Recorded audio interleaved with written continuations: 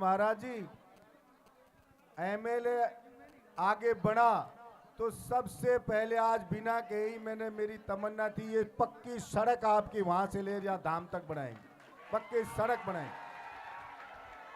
जय हो। ताकि आने जाने में कोई भी असुविधा यहाँ पे ना हो।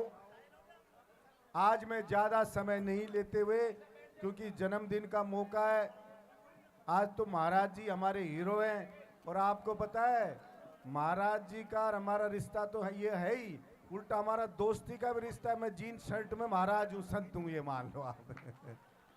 भाई ये भगवा वस्त्र ही पहना नहीं है, कई कई बार तो मन करता है कि मैं भी पहन लूँ इन ख्वाहिशों को, पहन लूँ क्या। वो मेरी घरवाली है, मैं कभी कभी जिक्र करता हूँ तो चिंता में पड़ जाती है, उसका बीपी बढ़ जाता है, बोला हमें छोड़ छाड़ के मत चले जाना बाबा जी बन कर।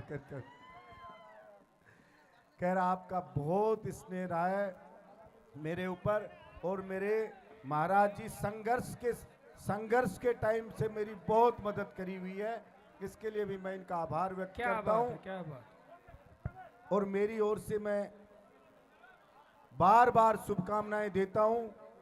हजारों साल आप जिए, आपका यश बढ़े, आपकी कीर्ति बढ़े, हमारे धाम की कीर्ति बढ़े, और हमारे जो धन्य हैं वो जो माँ बाप जिन्होंने ऐसे सपूत को, अनिल पुरोहित जी जैसे सपूत को जन्म दिया, मैं उस माँ बाप को प्रणाम करता हूं, उन माँ बाप का अभिनंदन करता हूं। जय हो, जो पूजा पाठ के साथ साथ समाज सेवा का काम करते हैं, पीड़ित आदमी को राहत देने का काम करते हैं।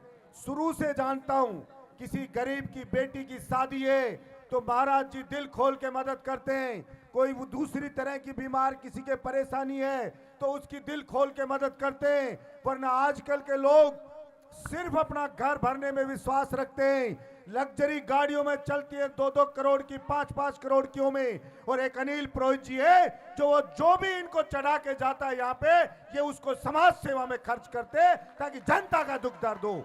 इसलिए इस तरह के समाज सेवी और इस तरह के संत को मैं प्रणाम करता हूं, और जो सच्चाई से जनता की सेवा में अपना सब कुछ लगाता है, जो जनता का सद मार्ग पे जनता जाए उसके लिए प्रयास करता है, अध्यात्म की ओर जनता जाए उसकी ओर ध्यान करता है, सनातन धर्म की रक्षा हो उसके लिए काम करता है, ऐसे प्रत्येक महाराज को प्रणाम करता हूं। और ऐसे ही महाराज हमारे अनिल पुरोहित जी हैं, मैं इनको भी प्रणाम करता हूं, बार बार शुभकामना देता हूं। और बोलने को तो बहुत मन कर रहा है, लेकिन चूंकि आप सभी बधाई दे रहे इसलिए बीच में बाधा नहीं बन के कार्यक्रम। अच्छा बोलूं तो भाई बोलने की बात यह है, बहुत मन में पीड़ा होती है। अभी मैं बहुत से गांव में जाकर के आया, लोगों ने कहा एमएलए साहब प्रतिदिन डर डर के जीना पड़ रहा है, ये बिजली वाले वीसीआर का डर सता रहा है, तार हटाओ कभी लगाओ ये चल रहा है। तो मैं बिजली वालों को हमारे इस धाम से कहना चाहता हूं, पवित्र धाम से, कि बिजली वालों ये वीसीआर काटने का धंधा जल्दी बंद कर दो, वरना समय का पता नहीं होता है कब पलटी मार दे। और जिस दिन कहते हैं ना समय का कोई भरोसा नहीं, जिस दिन समय पलट गया और बलजीत यादव की बारी आ गई तो जितने की वीसीआर काटी है इतने की पर्ची बिजली वालों तुम्हारी मैं काट के दे दूंगा, बकाया निकली सारी के सारी। गरीब आदमी की पर्चियां काट रहे और अपने घर भर रहे, और गरीब आदमी को डरा रहे कि आपकी फोटो खींच ले जाएंगे, आपकी फोटो खींच लेंगे। गांव वाले कहते हैं अब बिजली वाला लाइन में अधिकारी जाइए नहीं आते तो बोलते हमारा राज आ गया है। मैंने कहा राज कभी किसी का स्थायी नहीं रहा है, और ये जनता है, इस जनता की बद्दुआ लोगे तो ये जनता पता नहीं कब राज खोस लेती है, लंगोटी खुश जाती है, आदमी को पता भी नहीं चलता हो क्या गया है। इसलिए मेरे क्षेत्र की जनता को परेशान करना बंद करो। मुझे आपने विधायक बनाया तो क्षेत्र में नहीं कहा, राजस्थान की विधानसभा में मुख्यमंत्री को कहा मुख्यमंत्री जी 199 विधानसभा में पर्ची कटवा देना, लेकिन बहरोड में किसी ने पर्ची काटी बिजली वाले ने, तो उस बिजली वाले की पर्ची मैं काट दूंगा। मेरे वहां गुंडागर्दी चलेगी नहीं। आज किसी भी ऑफिस में जाओ तो गुंडागर्दी हो रही है, कोई किसी की सुन नहीं रहा है, कोई किसी को पूछ नहीं रहा है, कोई सुनने वाला नहीं है। हमने अभियान चलाया था, अगर 100 रुपए भी रिश्वत मांगे तो बताना 51,000 का इनाम देंगे, और जो रिश्वतखोर है उसको जेल भिजवाएंगे और आपका काम हम करा करके देंगे। और 30 अधिकारियों को जेल भिजवाने का काम हमने किया। इसलिए समय आप तो भगवान से प्रार्थना करो कि सद्बुद्धि आए। मैं भी इस पवित्र धाम से प्रार्थना करता हूं कि भगवान ऐसे अधिकारियों को सद्बुद्धि दे। और महाराज जी का कभी चल गया कोई मंत्र, तो ये जो जनता को परेशान करने वाले लोग हैं, इनका आता पता ही नहीं लगेगा।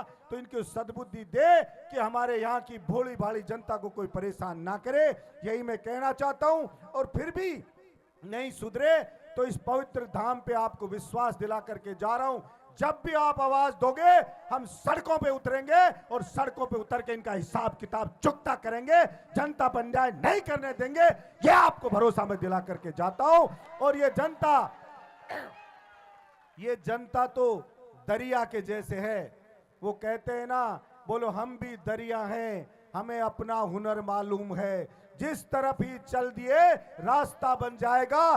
जिस दिन ये जनता ने ठान लिया तो सभी सारी मुसीबतें दूर होकर के रास्ता साफ हो जाएगा। हम सिर्फ जनता को यूनाइट करेंगे। और महाराज जी समाज सेवी हैं, निश्चित रूप से समाज की पीड़ा इनको भी सताती है। ये भी जो गलत जनता के साथ होगा, मैं विश्वास मुझे पूरा है, ये भी उसका विरोध करेंगे।